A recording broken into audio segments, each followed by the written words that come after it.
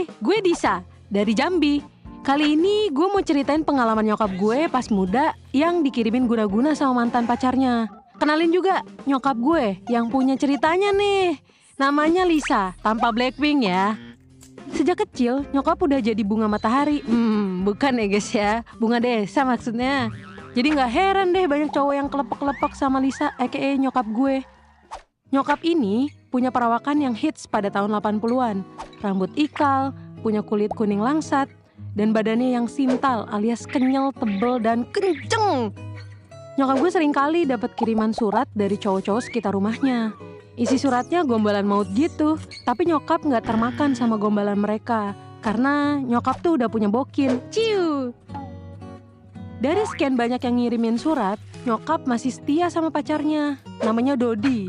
Mereka udah ngejalin asmara lumayan lama sih. Dari awalnya mereka ketemu di layar tancap, berujung deket, jalan-jalan bareng, naik sepeda, sampai akhirnya nyokap ditembak sama si Dodi, dan mereka jadian tuh. Nyokap sama Dodi terpaut umur yang lumayan jauh, sekitar 10 tahun. Saat itu nyokap gue baru menginjak usia 15 tahun, sedangkan Dodi udah 25 tahun. Pernah nih, suatu hari Dodi ngajak nyokap gue untuk nikah. Dodi bilang, "Dek, gimana kalau kita nikah aja? Aku udah mateng nih pengen nikah." Terus nyokap jawab, "Kata ibuku nunggu aku umur 17 tahun dulu mas, kan tinggal 2 tahun lagi."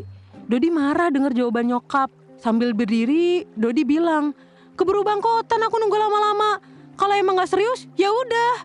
Nyokap kaget sama respon Dodi yang ngomong dengan nada tinggi gitu. Nyokap gue nolak halus, karena dirasa dia masih di bawah umur untuk menikah. Tapi namanya zaman dulu umur segitu mah lumrah buat nikah muda kan.